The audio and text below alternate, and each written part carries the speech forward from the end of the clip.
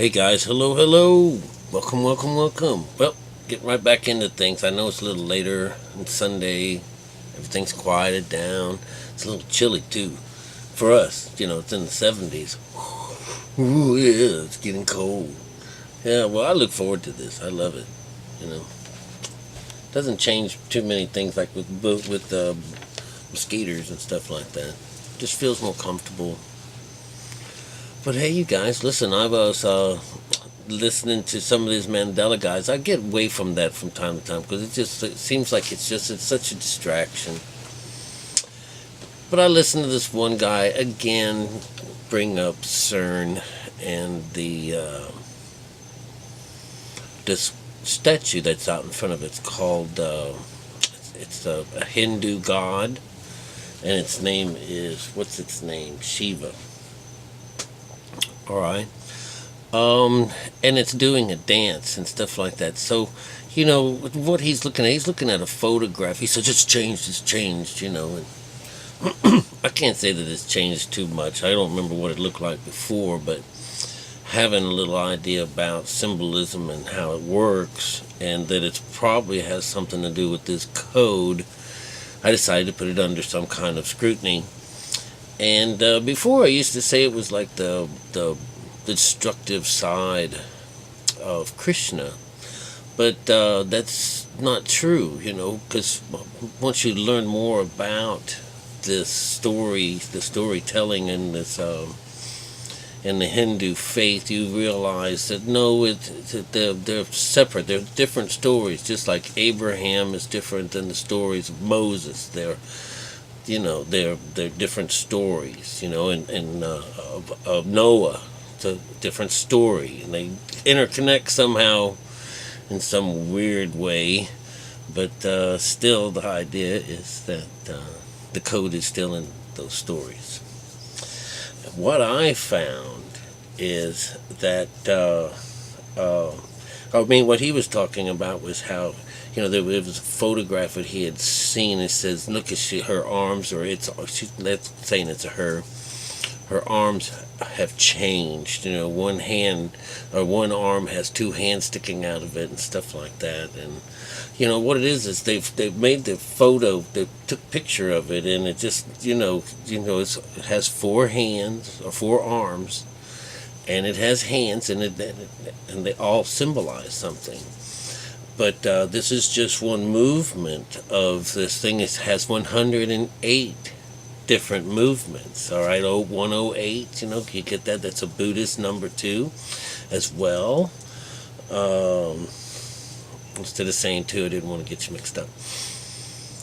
But this Shiva is very interesting. It comes from a group of three, and these are three entities that were created, or responsible for the creation of the world.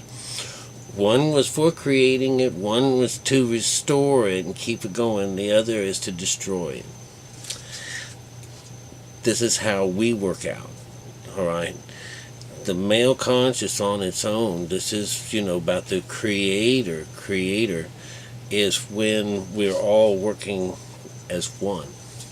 That's what this is about.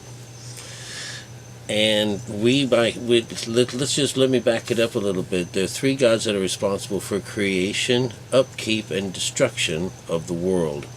And of course, you have to just pose your thinking from realism into this world is about you. Okay, not the outside world, it's about you and your mind. It's always been this way. Brahma, it's the one that has four heads. When you see Brahma, it has four faces, four heads. It's the four different directions and the creation of the universe. You understand? That's where our harmony comes in. In our books, the number four represents the worlds, north, east, south, and west, and that's what this is talking about. Okay, they didn't bring birth out the universe. This is your world, your universe. So it takes all of this, the stars, because it's through them that the stars move, and Krishna is born and all that stuff, because our world change. The world was this Brahma was responsible for the changing of your world. All right, the making of your universe. Number one, that's number one, God. Second God was this one called Vishnu. And Vishnu, this is the one that's meant here for preserving, okay? And what we get out of this is a universal, absolute, supreme being. It's oneness in everyone. This is the Vishnu. Vishnu would be the spiritual side. This is the part that you can't see. All right, again, we're looking at, let's see, what I'm looking at is Vishnu. Yeah, the preserver. Now, we're going to go into the third one. The third one is Shiva. Shiva is the one that's meant to be the destructor, the destroyer.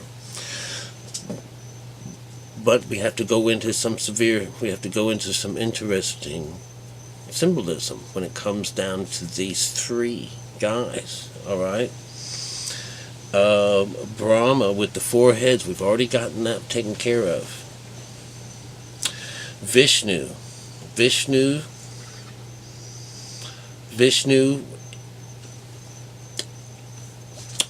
let's see what I've got this here. Oh, here we go, we've got it.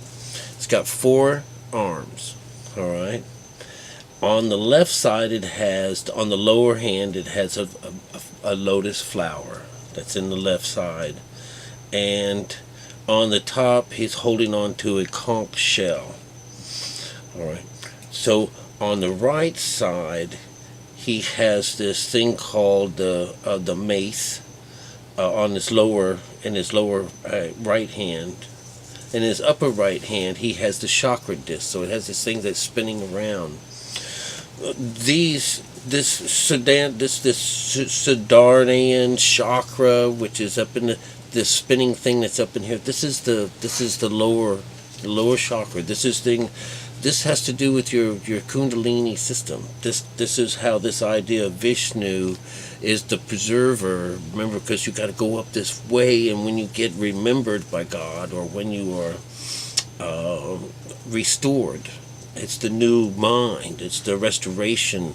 You know, the horse's memory. You know, and museum.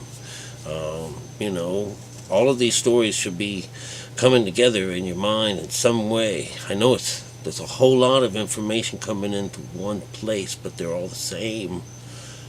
You have to start having your mindset to understand that idea.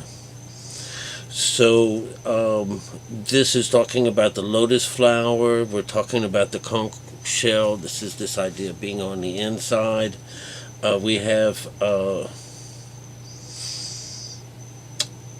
well, this Siddharthian thing, this is the red. This is starting off with the red. All right, well, it'll understand, because if you were to see, if you understood what Shiva looks like when she's not in that, when it's not in that dancing pose like they have in CERN, he is seated, and all of this stuff is very symbolic. He's known as he's the third of the three. He has three eyes. All right. He's generally just the one in the middle is closed, kept closed. He is an incarnate that has come down through time. He in the old days he was known as something else. He was called let me see what he was called, Rudra. And what this was more of a spiritual side. When they used that eye, when everything was together, it was a little closer. It was mixed up. They called him, it was like two aspects of something. He had, he was both, he was malevolent, and he was also benevolent. So he had the good side and the bad side, and that's what they're talking about, is that these two things, the negative and positive, are being joined together in one. Okay, this is Shiva. Okay, so again, I want you to understand that they're talking about the person now, the human being, you and me. That's who they're talking about. We are Shiva.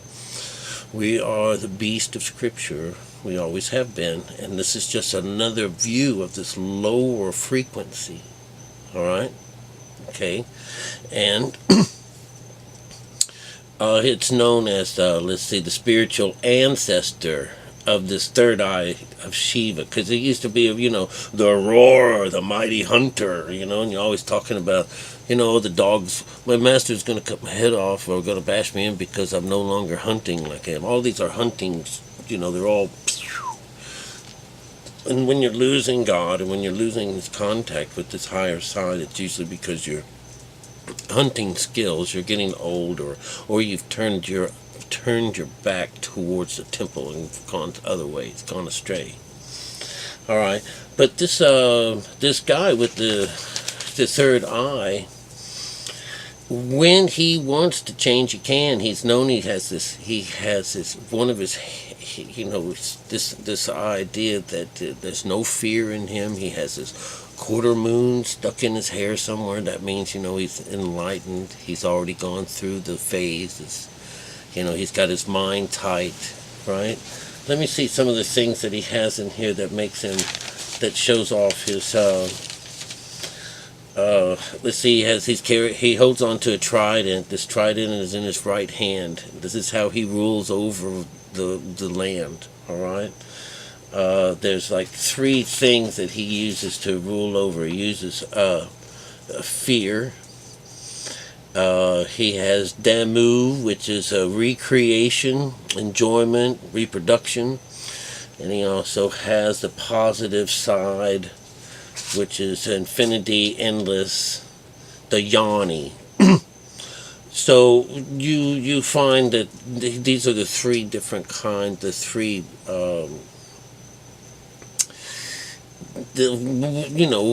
what we're looking for. These are divine things that are inherent with us, which is which I'm almost sure that I'm getting something wrong here, because it's let's see, the tri thing means fear, reproduction on the positive side. Okay, there's the trident itself. Okay, the trident itself. Come on, Ricky, where the hell is this at? I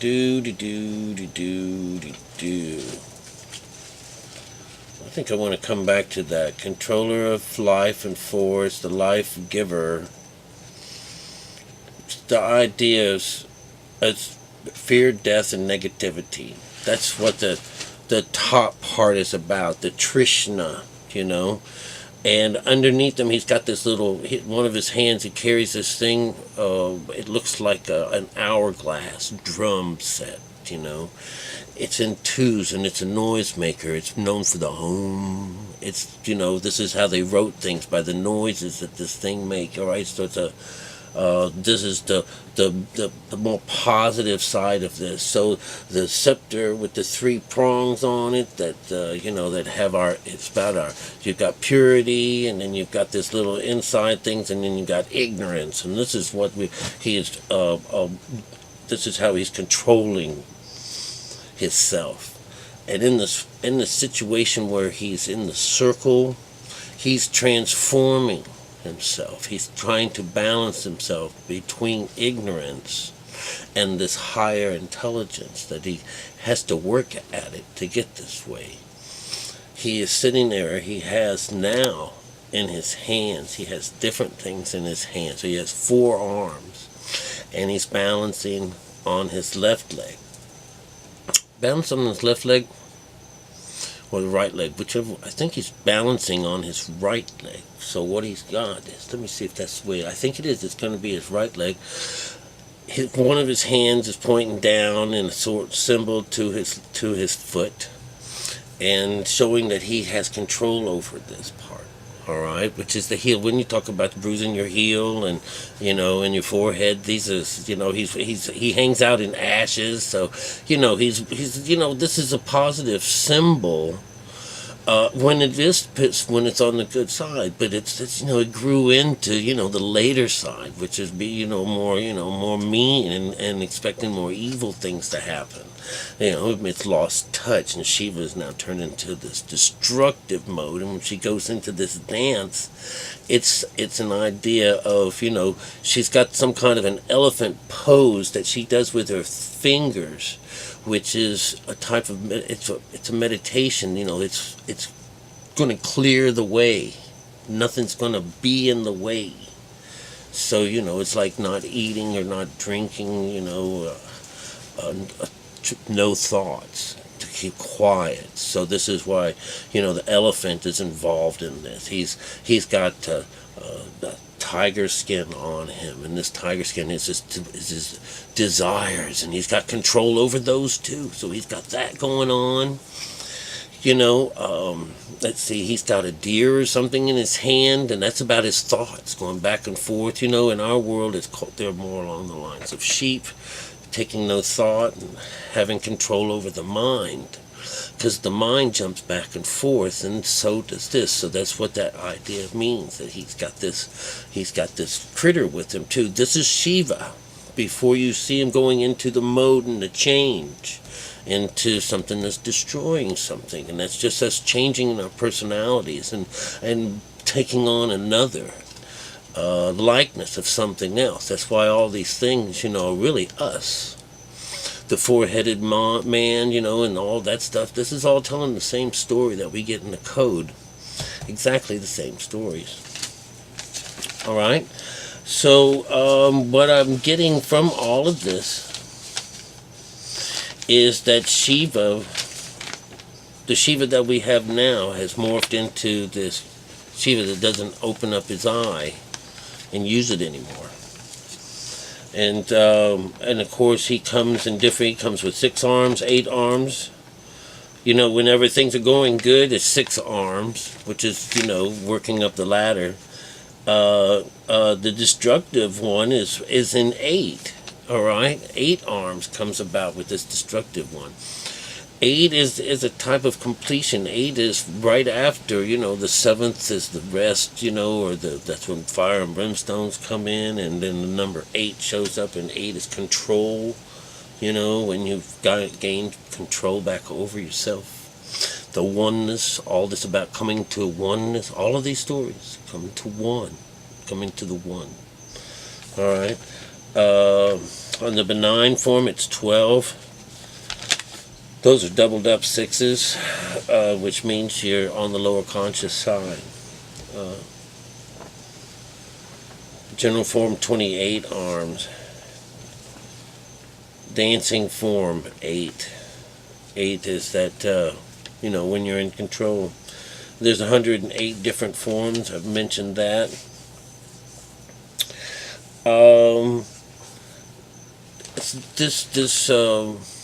This symbol isn't anything to be afraid of. It's a better symbol than our devil. All right, that the closest one I can think of that works really well is the which one is that one called? Baphomet. It shows the lower conscious as being, represented as red, and this horn as being strength. There's 2 horns, so duality. It's got titties and stuff like that, so it's both male and female, or representing both sides of things. It's also the beast, the 666. It's the lower side. It's the light bearer as well. It has all of these things within its grips and within its hands. Let's see. This one here. Shiva has. Shiva, I think this is where it goes. I can't tell you what these Statava, Raja, and Tamas. This is what those 3 different things are that he rules us by. And he rules us by purity, by passion, and by darkness, lethargy, and ignorance. So that's the 1, 2, 3. Those are the 3 gunas that he represents. All right, he rules the world by these 3. So it's very interesting that that's what we do. We have those 3, and if we open up that center eye, that single eye, then then we're that ideal person that they'll talk about, which is the birth of Krishna. bringing in the heavy guns, bringing in the child. The circle that he is dancing in, he's standing on top of a person. All right, that person is supposedly be devil. All right, or some kind of demon. What he is he is ignorance, and in order to keep, he can't kill ignorance. You can't kill. This thing has an everlasting lifestyle. It's preordained that you can't get rid of that thing. It has a name. Do I have his name? Do I have to give his freaking stupid name? But anyways, it's hard to pronounce it all the time. It's Apasmara.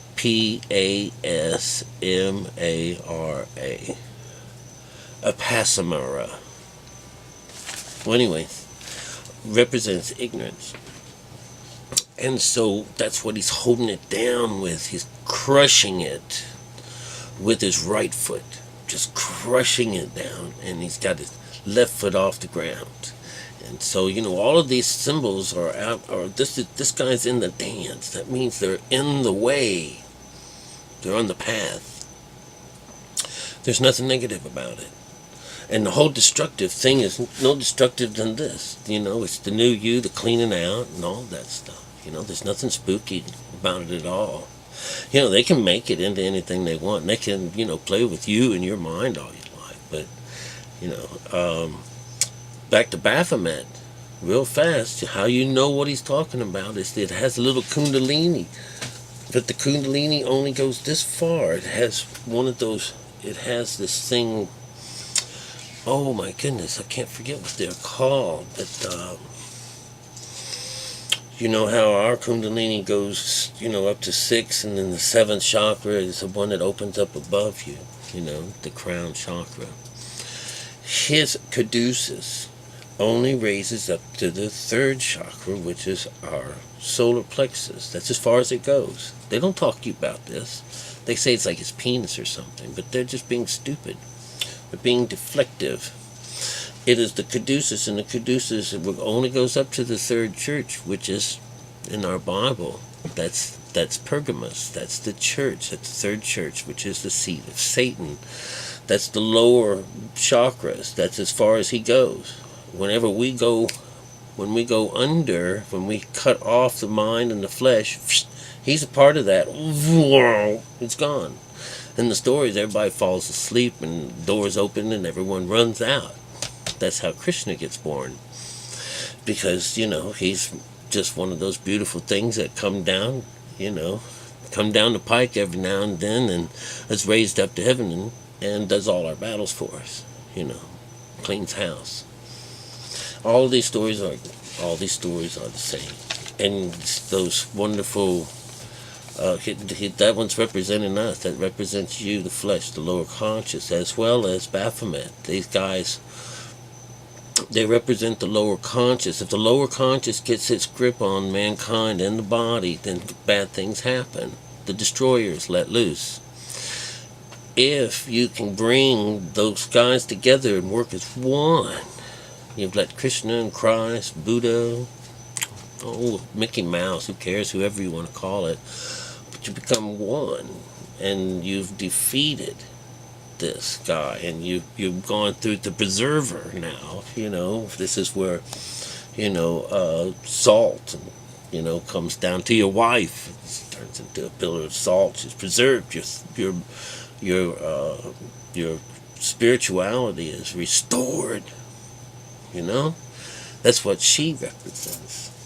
And he gets the new body, the new, through the new wine. He's the new wineskin, absorbing the new wine. And of course, we all become the light of the world. So all these stories, even if they seem like they go on forever and ever, they're the same. So, the Hindu people believe, again, this Hinduism religion side, believe that this guy's still up there holding the battle between ignorance and bliss, that he's holding it together. That's, if you put your mind that these things, these entities are up there doing this instead of you going through there and doing it yourself. That's the story. That's the lesson. It's for you to go and do it, They're showing you how. Love you guys. Hope y'all are well. All right. Bye.